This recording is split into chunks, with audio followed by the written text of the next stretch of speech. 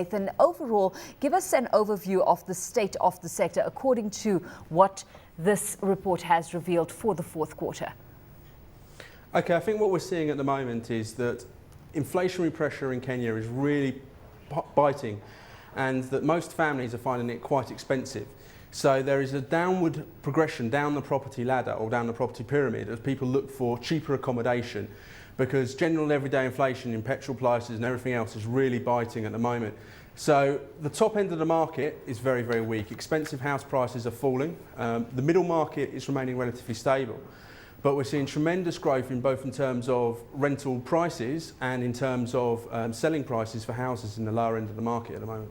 That's interesting, because that's what it's spelling, on the demand side of things when you're looking at those various categories. What about supply? Because, high finance costs have forced developers to an extent to retreat as well, implying some pressure on the supply side of things. So to what extent is that coming through? Okay, we're certainly seeing that at the moment. I mean, the interest rates here in Kenya right now mean that developers are looking at almost 30% to use mortgage financing, which is just unaffordable. I mean, it means a lot of projects that were in the process of coming to market or were just about to launch have been stalled. Lots of projects which are underway are scaling back in phase 2s and phase 3s of existing projects. They're reducing the number of houses that they're planning to build. So there is a contraction on supply. I mean, the market was already under pressure because of the high cost of construction materials, which was affecting the pricing of projects which were already underway. But the current high interest rates are really slamming the brakes on as far as supply is concerned. There are projects which are underway which I expect to complete. We may see a few projects stall and go into default halfway through.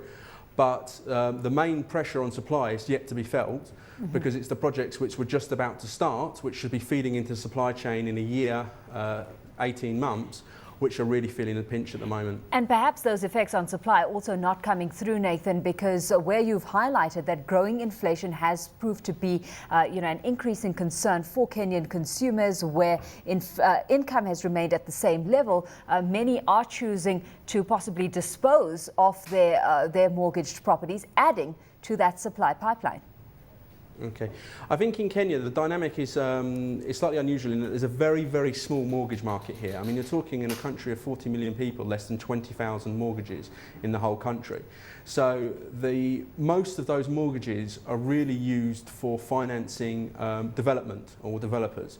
There's very few personal mortgages. So although the people would be under pressure who have personal mortgages, most of the mortgage companies here are not looking at default. They're looking at extending loans.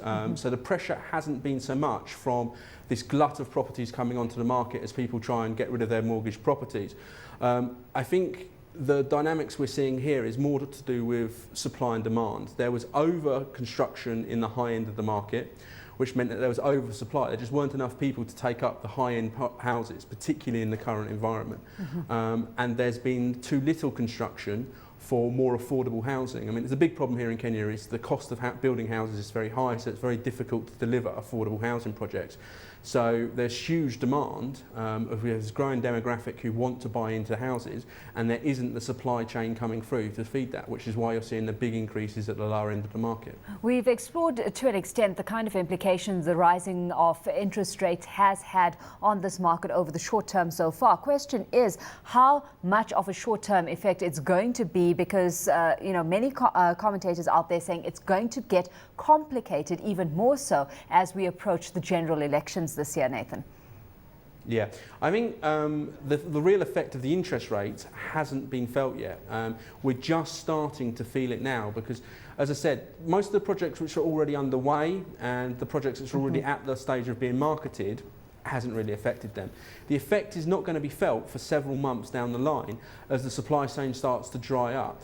I mean, a lot of developers are now scrambling around looking for alternative forms of financing. They're looking overseas for financing. They're looking at different financing models to move away from debt financing. But I certainly feel there's going to be this gap in the supply chain which is going to be affected. You are right in saying, of course, it's an election year. Well, we hope it's going to be an election year.